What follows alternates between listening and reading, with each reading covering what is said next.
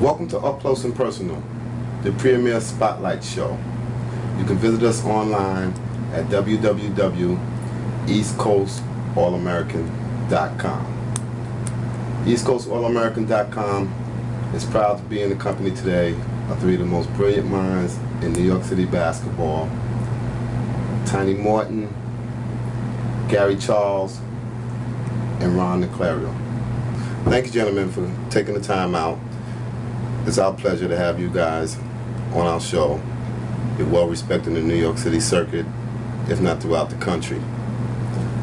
We're here today to discuss the happenings in New York City as it relates to basketball, youth basketball, high school basketball, and the direction and the state that basketball is today in New York. It's no secret that there's been crisis situations going on, allegations flying back and forth, and what better people to come to get the correct answers on the state of New York City basketball than you guys. In no particular order, currently in New York, we have situations going on where kids are transferring from one high school to the next, accusations being flown left and right, underhanded recruiting are being alleged to be occurring. Me, myself, I don't think that that's the case. But you guys, expand on that. Why are these things happening? Well, first of all, I want to just say on behalf of Tiny, Gary, and myself, when we say three of the most respected people in New York, I take that as, a nice compliment. But the one thing I've learned about New York is if you're totally loved in New York, that means 20% of the people hope you drop dead in the next 5 minutes. Well, first of all, I want to say thank you for inviting us here. Thank you. We appreciate the opportunity to voice our opinion as far as what's going on, and I think that because some of the questions you're asking right now is probably related closer to the high school right now. It's probably better right now if the senior guy here, Ron Niclario, why don't you start off, Ron, by giving your opinion on that? Well, you know what? A lot of things happen with high schools. First of all, kids pick a school for the wrong reasons. Kids sometimes can't get into the school that they really want to go originally, and after a while there is a chance. Third, that there is some enticement or suggesting or AAU programs that have a feel with another school and would like to see a kid go there. And you know what? A lot of times the match that is not perfect in the beginning, a kid might be at the wrong school academically, a kid might be at a wrong school basketball-wise, socially. It might be too hard for him to travel. After a while, maybe the kid realizes he made a mistake. The people that are handling him, the so-called street agents, the parents realize, hey, the grass could be greener somewhere else. Then unfortunately also, the way the kids are today and the parents are today, it's the immediate gratification. If a kid comes to a school like Cardozo or Lincoln, they have visions of grandeur, and if they're not the next Lance Stevenson or Ray Alston as a freshman, they're like, let me go somewhere else where they can do that. They don't realize that it's a pecking order: freshman year, sophomore year, junior year, senior. And one of the things I do say is, it's not how you come into Cardozo, it's how you leave. You're absolutely right. But what I want to point on is the culture that's existing currently. Gary, one of the most powerful AAU coaches in the state of New York. Tony, you coach both AAU and high school basketball, and we should have seen this coming years ago. With kids playing on one AAU team, transferring to another, the next tournament, to another, the following tournament. We have this in high school now. What are the reasons? What are the solutions? Well, just to touch base on the first question in terms of why is kids transferring, how is kids coming to high school, there's no real one answer to that. I mean, I teach out at junior high school, so if I'm probably one of the coaches that had a chance to, push kids to a high school, because it starts in the junior high school. That's where you get your application from, and that's where it started at in public school. In the public school system, it's a rule that the school you pick is the school you go to. So I mean, the only way to beat that is to go to Catholic school. So I mean, there's no real answer or no reason. It's different stroke for different folks, and people make moves. And I think a lot of people making moves because their parents is more involved right now, and the internet and the basketball is more popular than back in the days, because when I played the game, the transfer situation was going on also. I mean, it started way before me. I think what's happening is something that Tiny touched on, and that is that there's so much out there for these kids to be able to absorb. So now when they're looking at one kid getting that type of popularity, well, they want to get some of that also. I agree with him in that this was always going on. It just wasn't as publicized as it is now. Has it gotten worse? Absolutely. And one of the reasons it's gotten worse is because I think now even the parents are so involved for the wrong reason, and that's also part of the reason why it's gotten out of hand. All right. But I've always said this, that if a coach is doing his job for the most part with a player and parent, then they're not going to leave. Okay. So if a kid decides to leave, why does that have to be that the other school, recruited that person? Why don't you look at within yourself to see what did you do wrong?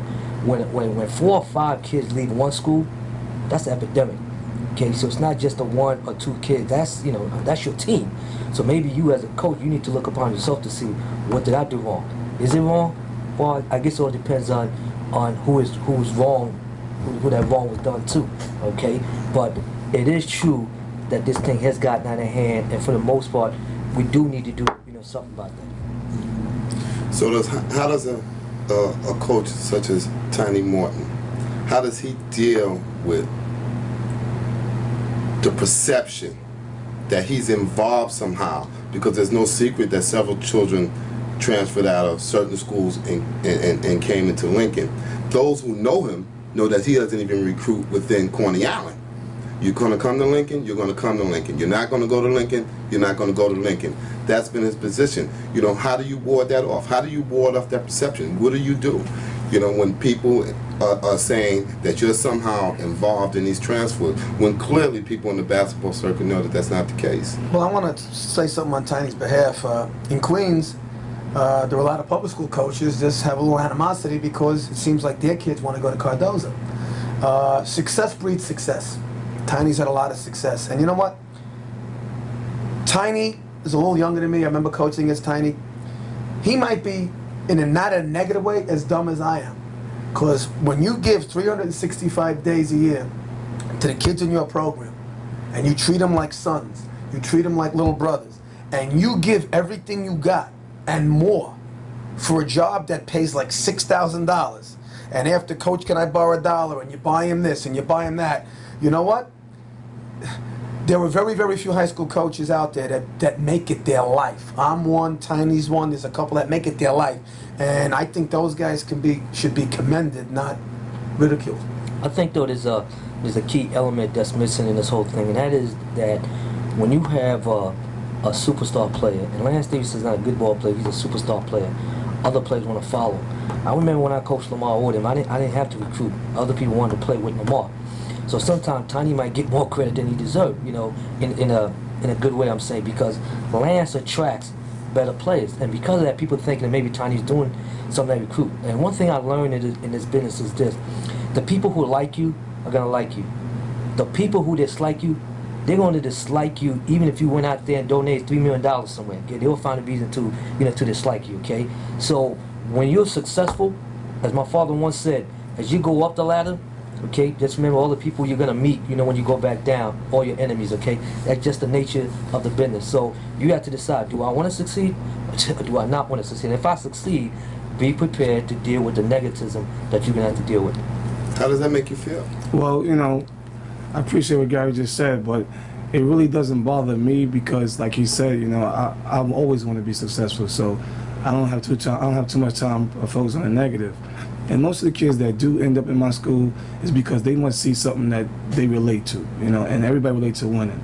And I really can't look to the people that's nagging because it's going to be years when I'm not winning, but I'm not going to turn the favor and nag at people who's doing the right thing or so-called doing the right thing or who's winning. So I really don't focus on that, and I really don't put that as part of our everyday plan to think about who's saying something negative, who's saying something positive. I just do what I continue to do. I picked this as our lead-off topic because I feel as though it's a very serious issue. It's a very serious concern. Maybe in a good way, maybe in a bad way. We don't know. But in the coming months, I'm sure that we'll find out. There has to be a reason other than wanting to join forces with other players or having a respect for a particular coach. There has to be a reason, whether it's an influx of kids leaving the Catholic school division. Well, I want to just say this though. I mean, you have the same problem on AAU where you see kids play one weekend with one program, and next weekend they're this. So I just think the problems you have in public and Catholic school, you also have on AAU. It's all intertwined, and I think it all comes down to the kids. One, AAU, it's hard to discipline them because you can just pick up and leave. Public school and Catholic school, it is a little easier to discipline them, but it's not as easy just to pick up and leave in the middle of the year. So I think it's hand in hand. I think they're intertwined, and I hate to say it, I think it's going to stay status quo or get a lot worse. Mike, but here's another thing here, and I think sometimes we miss the obvious on some of this stuff. When you go to Catholic school, you have to pay. If you don't pay, then they find you a scholarship to pay, you know, what have you, okay? And sometimes they might find you half a scholarships where the parents are now putting up half the money. Mm-hmm. So as a parent, if you say to women now, if I can go to this public school here and my son can win just as many games, get just as much exposure, why am I laying out this money? So sometimes it's not a tiny or Ron and Clary maybe going after the kids. Sometimes the parents say, enough, I cannot afford this anymore. You and I just had a conversation a couple minutes ago about how the whole mortgage industry is just, you know, going like this. Well, hey, people are having tough times right now. So if they could save money somewhere, they're going to save it. So why go to school B, pay this money where I can go to school A and my kid can get just as much exposure? It's those things are all part of it. Now, Ron touched on something, which is that it's gotten so out of hand in regards to AAU and this whole high school thing now spilling over, and it was bound to happen. Right. Exactly. You know, it was bound to happen. You know, because of the way things are going, and this is why I've helped form this organization called GBOA, Grassroots Basketball America. Tell us more about that. Okay. Well, what we're trying to do is that from a national scene, what we're trying to do is trying to create rules for grassroots basketball. Everyone thinks that we all play AAU. We don't. We play grassroots basketball. So what we've done was we form a group that Let me interrupt you. So why do they call it AAU? And why is that perception exist for so many years? Because everyone had to come up with something. And because we didn't have a voice to speak on, they just picked on AAU because AAU was a national organization, and it just stayed that way. Right. So now what we're trying to do is say, hey, we're not AAU. Here's who we are. And what we did was we got a group together of Nike, of basketball programs, Adidas, and Reebok. Put them together along with College Board of Advisory guys, which include Jay Wright, Bill Self, Dave Lato, Paul Hewitt, among others. Okay, and we meet every other week in conference call, discuss, okay guys, what can we do to change the perception? And one of the things that we're doing right now is that we're meeting with the NCAA, who really want to meet with us because they want to see some of the changes.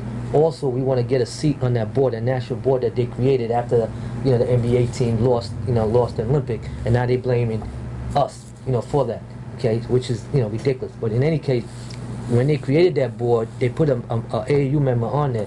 Well, AAU's not speaking for us, so that was important for us to say, hey, let's all get together. And so far, this seemed to be going very well.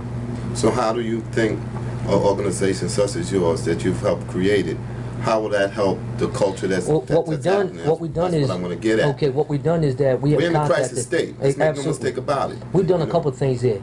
We contacted some of the most powerful tournament directors in the country, meaning the Bob Gibbons of the world and people like that, Bill Ingram from Mill Deal on the Hill, some major tournaments. And what they say, okay, Gary, we will put these rules in place, and if people don't follow these rules, then they won't be able to participate in the tournament. Now, is it going to change overnight? No.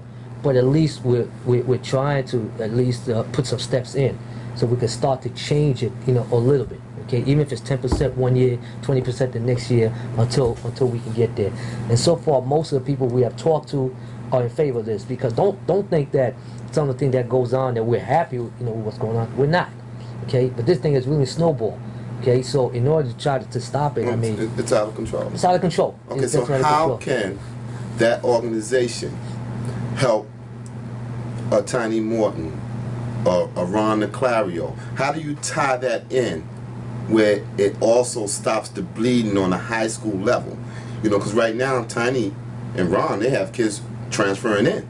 Right. Not so much out. You know, how do you change the whole Well, culture in New of York, thinking? what we're doing is we're creating a board across the country in every area. So we just created the New York G-Bowl board, in which Pete Edwards is on the board, for my sake, and I think he's a perfect candidate because he's not tied in, one way or the other. We also named Tom Kachowski rules director of rules and regulation, and most people have respect for Tom. So meaning that when people participate in events, if they're not following the rules, then Tom can go in there and say, Also, electing that board was Ray Nash, who's the Catholic school, president, and Donald Douglas, who's the public school, commissioner. So I think getting them involved would also open it up, kind of merge the situation again. So now we can talk like we're doing right here, talk as a group, say, okay, guys, what can we do to help each other out to stop some of this stuff here? Okay, Ron and Tiny would respond to the organization that's being created that I think is actually going in the right direction. Well, you know what the sad thing is? It's the average kid and the below average kid. This doesn't mean anything to them. This is for the top flight kid, and that's what's funny because when you're talking about kids jumping from one AAU team to another or a high school, if it was a JV backup point guard, if it was the school's 12th man, nobody would care. It's when it's another team's starter, another team's star. That's when it is. But when you really look at the number of players, it really is minute. But the problem is the minute ends up becoming... happen to be very exceptional. Yeah, it's like the minimum number of players ends up becoming the maximum because of the heat that they bring.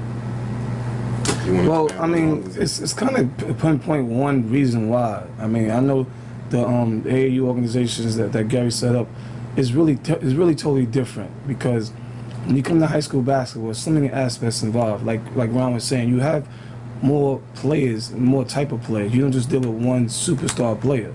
It's one of the reasons why I choose the name I have for my AAU program, Juice All Stars, and it really mean that I now have a little power to go and get good players and play on the national level.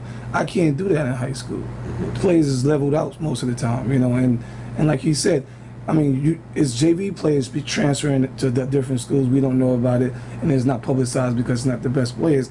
I mean, the only real reason, or the only real answer to this is, when you have a kid, and or you kid come to your school. Well, I don't know how the Catholic school. I don't know how kids go to Catholic schools, but when kids come to Lincoln, I got to do with the kids I have.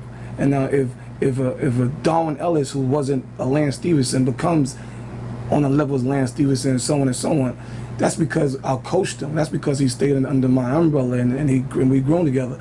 But once you get one of these all-star players, or the guys who are supposed to be all-star players, and the reason why they all-star players is because the internet, the newspapers, they look for that all the time, and if they don't, part of the culture. Yeah, I'm speaking of. It's the media. It's just not. It's the media. It's NBA. You got the Celtics with the whole. It's everything. You just can't put it on high school or AAU, and because most of the kids is watching their role models. So then, and what do we do? Down.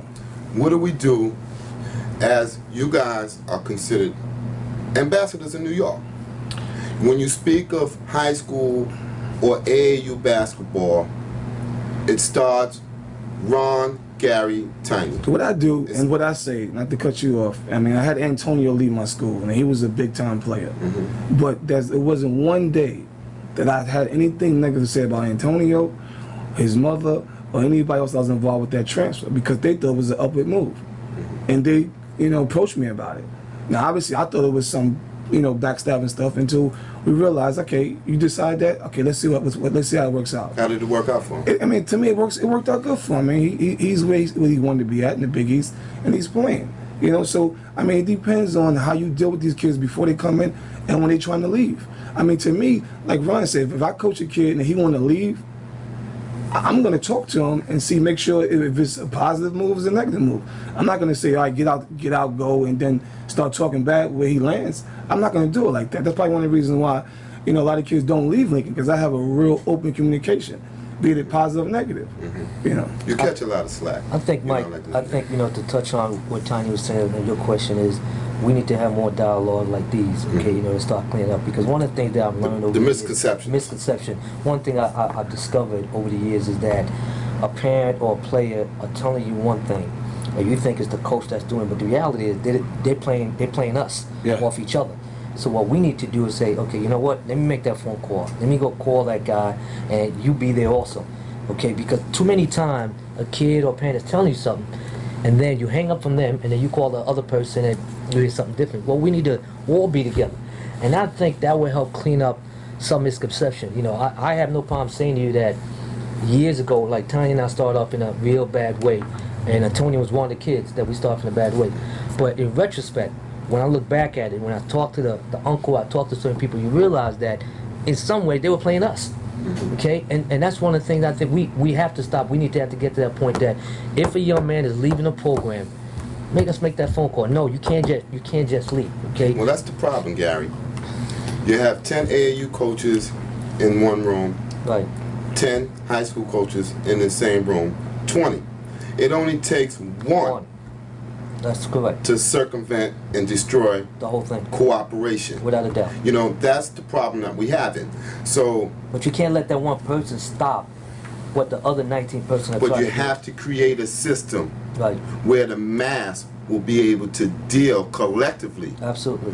With that. with the minority. Absolutely I mean, you correct. have to, or everybody loses, including the children. Right. Well, you know what? One big thing that and this is not a knock on AAU coaches, is that academics is something that if you really are a concerned coach, it falls under the high school coach.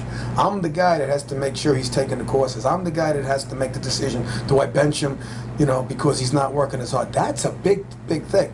And you know what? You also have the problem is what happens if you have a kid that maybe can't meet the certain standards, and do you penalize them? Well, then you're penalizing the whole team. But in retrospect, like you said, though, a kid can't meet the certain standards. Well, maybe maybe Division I isn't the right place for a kid right out of bed. Maybe the kid needs to mature at a junior college. I mean, everybody thinks it's find the way to get these kids to D1, D1, D1, and you know what? 97% of the high school kids don't even play college basketball. So we're talking about 3%. And we're going to touch on that. And that's the sad thing. It's like everything is D1, D1. I mean, how about becoming a D1 human being? How about Exactly. becoming a real world person? I mean, That's what I wanted to touch on, Ron. D1 parent. Yeah, exactly. You know, when you talk about being a high school coach as opposed to being an AU coach, there are similarities, but there are gigantic differences that exist. I cannot. Let me cut you off Go because ahead. obviously I'm doing both, Right. and and I have both sides, and I my want to speak take. to the academics of it, because Ron made a point, and what happens is you're stripping with that mentality who the real authority of a child's education is. Should be. And it should be. Right. And that should be the parent. In some cases, there are children that's playing on the AAU or high school circuit that don't have any parent involvement. And you're going to have coaches such as yourself, Gary, Tiny. I've seen it countless times, stepping up and giving a little more towards that kid. And then you have other times where two parents will show up in the gym. They will make every circuit trip, which can be as many as 4 during the month of April alone, another 4 during the month of June, and the kid has all F's. Exactly. Right. And they want to blame Right. the high school coach. Right. They want to blame the AAU coach. Right. So this is what I'm trying to get at. How do we collectively try to change this thinking? It's almost like basketball, at least on a grassroots level, is actually being dictated by children and parents. Right. You know, I'm sorry, Tanya, you wanted to go before. Go ahead. Yeah, I want to touch base on the being in both places at one time, being an AAU coach and a high school coach. And one of the things we really need to do is that I know some high schools invite their parents in, and they, everybody meet each other, and maybe they go over certain rules and regulations. I think it has to be an ongoing situation where if I'm coaching a kid on the AAU circuit, well, if I've done this year, and I ask them for their transcript, and I'm asking them why you don't have X, Y, and Z, or what's going on in your school, that will help all of us out. And it won't be, okay, I'm upset because I'm not getting what I'm supposed to get there. I'm not getting what I'm supposed to get there. And parents will know academically what's going on before athletically, and that will help a lot, I think. Let me ask you something now that you're talking of that, and I'm going to try to back up or come forward. When you speak of the academics and asking for the transcripts, without naming names, you do have some of these children that are transferring out of the high school system coming into public school, grade-wise as juniors, graduation-wise as freshmen? Well, you know what? Unfortunately, I really don't know about the Catholic high school rules, what their eligibility rules are. I heard that they're not as stringent as the PSL rules. We have a rule where you must pass 4 in 1, 4 classes in gym. You must have 80% attendance. You must be passing 8 credits a year, which still is probably lower standards. But one thing that I've learned about 4 years ago, I started, when I'm getting to the point where I'm picking my team, I make it mandatory. I have a Saturday morning where I have a parent must be there and the kid must be there. And I introduce myself. Of course, most of them already know me. I explain how you can help me.